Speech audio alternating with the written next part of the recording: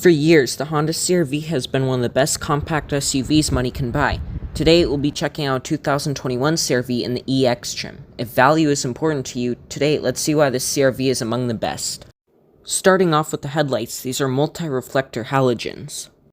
Mirrors are heated and body-colored with integrated turn signals.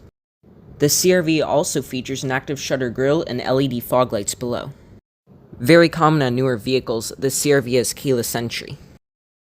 Before we check out the interior of this CR-V, let's discuss trims. The absolute base model is the LX, then you step up to the Special Edition, then this, which is the EX, then you step up to the EXL, and the top-of-the-line Touring. There are also hybrid CR-Vs available. Door panel materials are pretty good. Both the front windows are automatic up and down. The driver's seat has 12-way power adjustments, while the passenger only gets 4-way manual adjustments. Fuel cap release is right above the hood release, and then if you go up next to the steering column, you have the ability to turn off various driving assistances. Although the steering wheel feels pretty good, it's not leather wrapped, which is somewhat disappointing to see on a mid-trim vehicle. To the left of the shifter for the CVT transmission, you have your automatic e-brake with brake hold, and to the right you have the ability to turn off auto start-stop and your economy button. Above that, you have a 7-inch infotainment system, which is a pretty decent size for a vehicle at this price point. It also features dual-zone automatic climate controls. There's 2 USB ports in the center area. There's no real center console area, it's just an armrest, and then you can see it opens up to reveal that. The armrest isn't leather, but it feels pretty nice. Moving on to the rear seats, materials do not follow through, which is pretty disappointing to see on an almost $30,000 vehicle.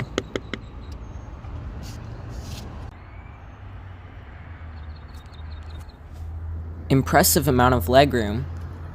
The middle seat folds down and reveals 2 cup holders.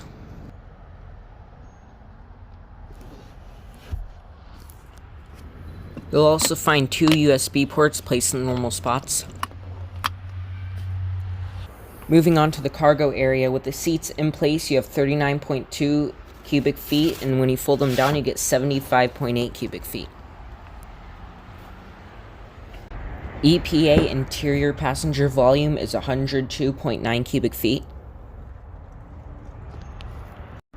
The CR-V EX gets an impressive 28 city, 34 highway MPG. It has a 14-gallon fuel tank, it takes regular unleaded fuel, and has a capless fuel system. Stepping into the front passenger area of the CR-V, materials of course are the same as the driver. Here's your glove compartment. Here's a little bit of owner's literature that you get with the CR-V.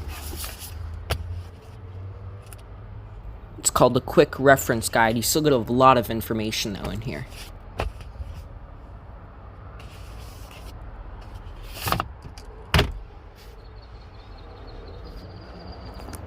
And although the CR-V we're checking out does not have all-wheel drive, you can get a CR-V with all-wheel drive and it'll have an all-wheel drive badge.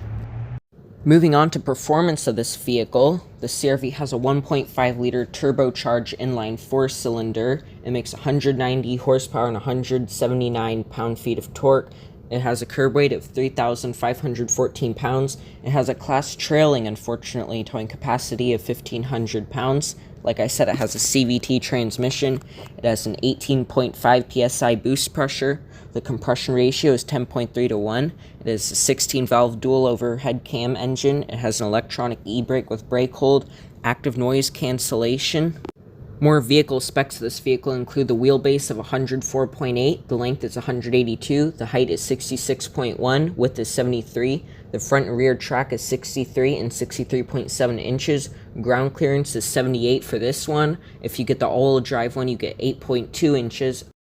The approach and departure is 18.1 degrees, 25.3 degrees. The weight distribution is 59 and 41%. It has a McPherson strut front suspension, multi-link double wishbone rear suspension.